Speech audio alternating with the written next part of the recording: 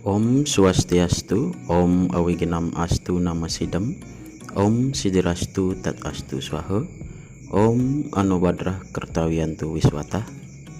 Semeton belajar agama Hindu, punapi gatra, dumugi semeton sareng sami pada kena rahayu dan rahajeng atas asung Kertawaronograha ide yang widiwasa. Pada video kali ini kita akan membahas materi catur asrama, materi pelajaran kelas 10 SMA. Semoga video ini bermanfaat dan dapat mempermudah dalam mempelajari agama. Catur asrama berasal dari kata catur yang artinya 4 dan asrama yang artinya lapangan kerohanian. Asrama juga diartikan sebagai jenjang. Jadi catur asrama dapat diartikan sebagai 4 jenjang kehidupan manusia. Menurut Hindu, manusia pada hakikatnya memiliki jenjang atau fase kehidupan yang didasarkan pada tatanan rohani dan perilaku yang dijalani oleh seseorang. Tatanan rohani inilah yang dituangkan dalam wujud perilaku, dan umumnya perubahan tatanan rohani dan sifat perilaku manusia berbanding lurus dengan umur dan kematangan berpikir seseorang.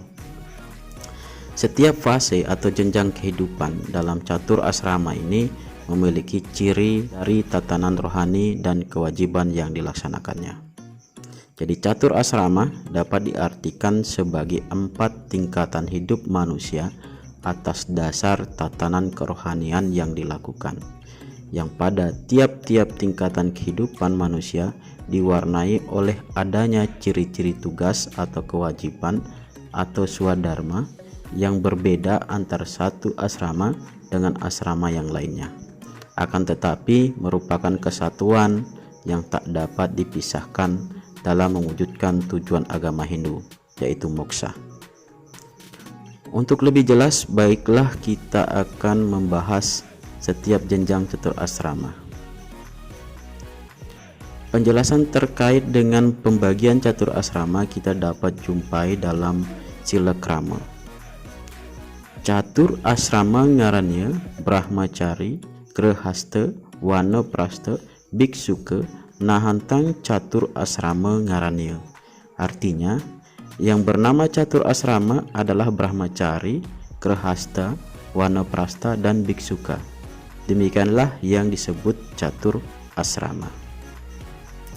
Berdasarkan sloka ini, maka dapat diketahui bahwa jenjang kehidupan manusia terdiri dari 4 jenjang atau fase berdasarkan tatanan kerohanian yang sedang dijalaninya. Dari keempat jenjang atau pengasramaan tersebut diharapkan mampu menjadi tatanan hidup umat manusia secara berjenjang. Masing-masing tatanan dalam setiap jenjang menunjukkan proses menuju ketenangan rohani. Masing-masing jenjang ini hendaknya dapat dipahami dan dipandang sebagai kewajiban moral dalam hidup dan kehidupan ini. Baiklah, kita bahas masing-masing bagian dari catur asrama. Yang pertama adalah Brahmacari. Kata Brahmacari berasal dari kata Brahma dan Cari. Brahma diartikan ilmu pengetahuan suci dan Cari diartikan tingkah laku. Jadi Brahmacari dapat diartikan sebagai tingkah laku manusia pada saat mencari, mempelajari, memahami, dan memperdalam ilmu pengetahuan, baik ilmu pengetahuan parawidya atau ilmu kerohanian, dan aparawidya atau ilmu keduniawian. Brahmacari asrama ini juga dijelaskan dalam sila krama halaman 8.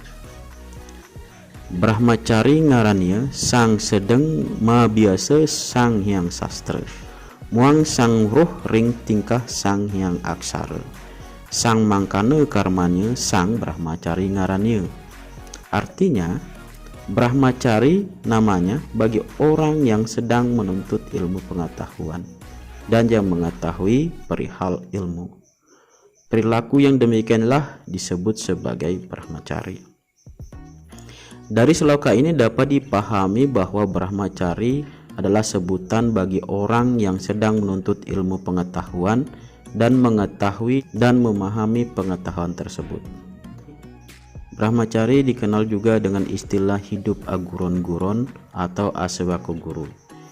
Di dalam tingkatan Brahmacari, guru mendidik para siswa atau murid dengan petunjuk kerohanian, kebajikan, amal, pengabdian, dan semuanya itu didasari oleh dharma atau kebenaran.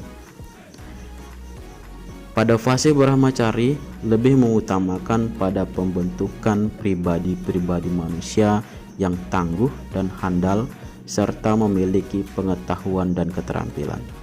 Dengan berpegang pada pengetahuan dan keterampilan, maka menjadikan manusia lebih mudah untuk menjalani kehidupan atau menjalani fase-fase berikutnya. Dengan demikian, Brahmacari adalah fase dasar atau pondasi dari fase-fase yang lainnya. Semasih seseorang berada pada lintasan umur Brahmacari, mestinya lebih terdorong hatinya untuk mengisi diri dan bertekad bulat menuntut ilmu sebanyak-banyaknya. Setiap orang hendaknya memprogram diri untuk dapat melewati masa Brahmacari asrama dengan sasaran dan tujuan yang dicita-citakan. Menuntut ilmu hendaknya harus diseimbangkan antara ilmu parawidya atau ilmu agama dan ilmu aparawidya atau ilmu keduniawian. Karena iptek atau aparawidya hanya merupakan alat untuk menerapkan ilmu parawidya. Jika parawidya tanpa dibarengi aparawidya, maka sangat sulit untuk mencapai tujuan agama. Namun jika aparawidya tanpa parawidya, maka ditakutkan penerapan ilmu aparawidya akan menyimpang dari agama itu. Jadi tuntutlah keduanya secara seimbang. Menurut agama Hindu, saat berada dalam Brahmacari asrama, para siswa dilarang untuk melakukan hubungan seksual, melainkan semua kekuatan jasmani dan rohaninya sebagian besar hendaknya diarahkan untuk pembentukan kecerdasan otak yang disebut dengan oyas sakti. Hendaknya menuntut ilmu pengetahuan setinggi mungkin agar dapat membentuk perilaku dan sikap moral serta mengembangkan jiwa biluhur. Berkaitan dengan hal tersebut, maka Brahmacari dapat dibagi menjadi 3 golongan, yaitu yang pertama adalah Sukla Brahmacari. Sukla Brahmacari yaitu orang yang tidak kawin selama hidupnya. Pantangan ini dilakukan sebagai bentuk kesadaran diri dalam memperdalam agama dan pengekangan terhadap wisaya-wisaya dari indria manusia. Contoh tokoh yang melaksanakan Sukla Brahmacari adalah Laksmana dalam Itihasa Ramayana dan Bhisma dalam Itihasa Mahabharata. Yang kedua adalah Sewalo Brahmacari. Sewalo Brahmacari adalah orang yang kawin, beristri atau bersuami hanya sekali saja. Selanjutnya tidak kawin lagi, walaupun suami atau istrinya telah meninggal dunia. Dan yang ketiga itu adalah Tresna Brahmacari. Tresna Brahmacari berarti kawin lebih dari 1 kali, yaitu sampai batas maksimal 4 kali. Selanjutnya akan dibahas tentang kewajiban Brahmacari. Sebagai seorang siswa yang sedang menuntut ilmu pengetahuan, hendaknya taat terhadap petunjuk-petunjuk dan nasihat yang diajarkan oleh guru. Dalam agama Hindu, kita mengenal adanya 4 guru yang disebut dengan catur guru. Yang pertama, kewajiban terhadap Guru Swadhyaya. Guru Swadhyaya adalah Tuhan yang Maha Esa, yaitu ide yang widiwasa. Artinya, seorang Brahmacari memiliki kewajiban yang harus dipenuhi kehadapan ide Sang Yang Widiwasa. Adapun kewajiban Brahmacari kepada Guru Swadhyaya adalah yang pertama, memperkuat srada terhadap Tuhan. Yang kedua, sujud bakti kepada Tuhan beserta para manifestasinya, mendekatkan diri dengan Tuhan melalui trisandya atau persembahyangan, menaati ajaran suci Weda, menjauhi perbuatan adharma dan melakukan dharma, menjalin hubungan yang harmonis dengan sesama ciptaan Tuhan, menjalin hubungan harmonis dengan alam dengan cara menjaganya, dan masih banyak lagi perbuatan dharma yang merupakan kewajiban seorang brahmacari kepada guru swadhyaya. Yang kedua adalah kewajiban kepada guru rupaka. Guru rupaka adalah kedua orang tua, yaitu ayah dan ibu. Jadi seorang brahmacari memiliki kewajiban kepada kedua orang tuanya, karena sesungguhnya seorang anak memiliki 3 hutang terhadap kedua orang tuanya. Yang pertama itu adalah sarira karta, yaitu hutang badan atau sarira data. Yang kedua anandata, yaitu hutang budi karena orang tua telah memberikan makanan, minuman, pakaian, pendidikan, dan lain sebagainya. Dan yang ketiga adalah pranandata, yaitu hutang jiwa dalam arti pemeliharaan dan kelanjutan hidup.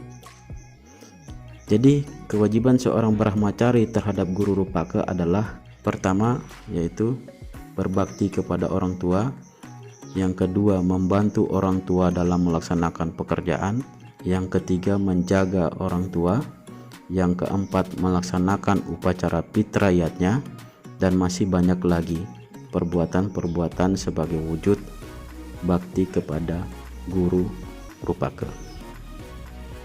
Yang ketiga, kewajiban brahmacari kepada guru pengajian. Yang dimaksud dengan guru pengajian adalah bapak ibu guru yang mengajarkan ilmu pengetahuan di sebuah sekolah atau asrama. Guru pengajian berfungsi untuk melanjutkan pendidikan dari guru rupaka yang bertitik tolak dari segi kerohanian dan juga ilmu pengetahuan lainnya. Dan guru pengajian merupakan pengganti orang tua atau guru rupaka di sekolah. Berikut adalah beberapa kewajiban brahmacari terhadap guru pengajian. Yang pertama adalah berbakti kepada guru, yang kedua menaati nasihat guru, yang ketiga mempelajari ilmu yang diberikan dengan sungguh-sungguh, dan masih banyak lagi kewajiban brahmacari kepada guru pengajian. Yang keempat adalah kewajiban brahmacari kepada guru wisesa. Guru wisesa adalah pemerintah. Sebagai seorang siswa dan sekaligus juga merupakan bagian dari anggota masyarakat, maka memiliki kewajiban untuk menghormati dan menjunjung tinggi martabat bangsa dan negara serta pemerintahannya.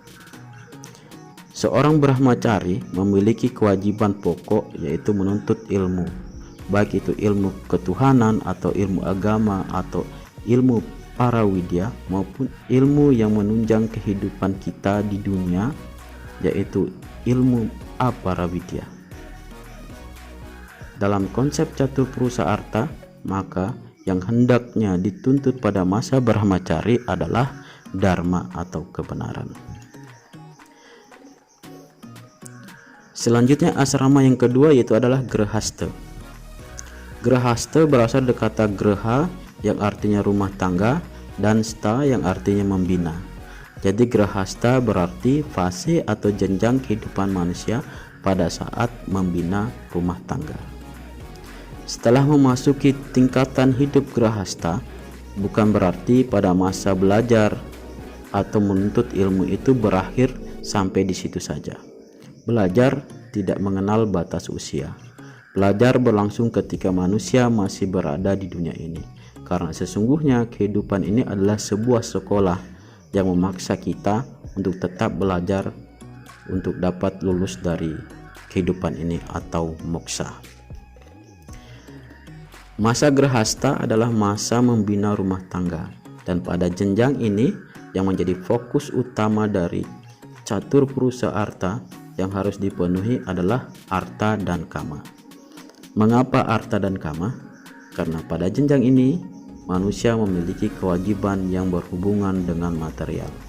Hal ini tidak akan menjadi masalah jika material tersebut telah ada. Oleh karena itu, sebelum memasuki masa grahasta, hendaknya dipersiapkan ilmu pengetahuan yang bisa digunakan untuk mendapatkan arta dan kama tersebut. Adapun kewajiban pada jenjang grahasta yaitu pertama melanjutkan keturunan, yang kedua membina rumah tangga, yang ketiga bermasyarakat, dan yang keempat melaksanakan panchayatnya. Bagian asrama yang ketiga yaitu adalah wanaprastha.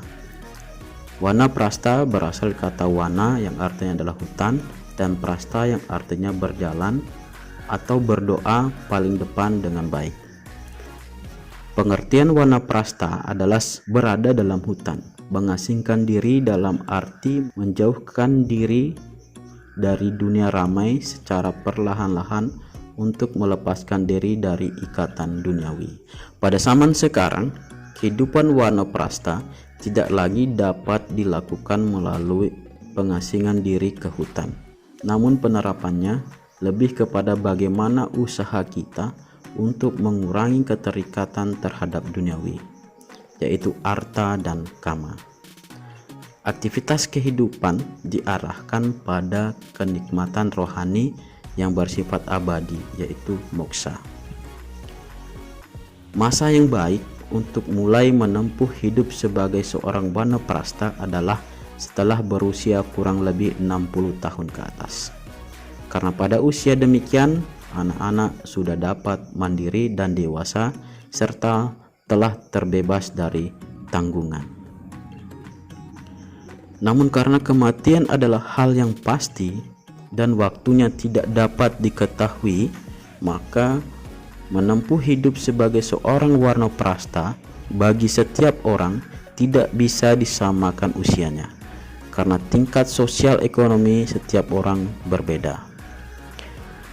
Wanaprastha adalah jenjang kehidupan untuk mencari ketenangan batin dan tanggung jawab rumah tangga dan kewajiban-kewajiban selaku warga masyarakat telah diambil alih oleh anak dan cucu.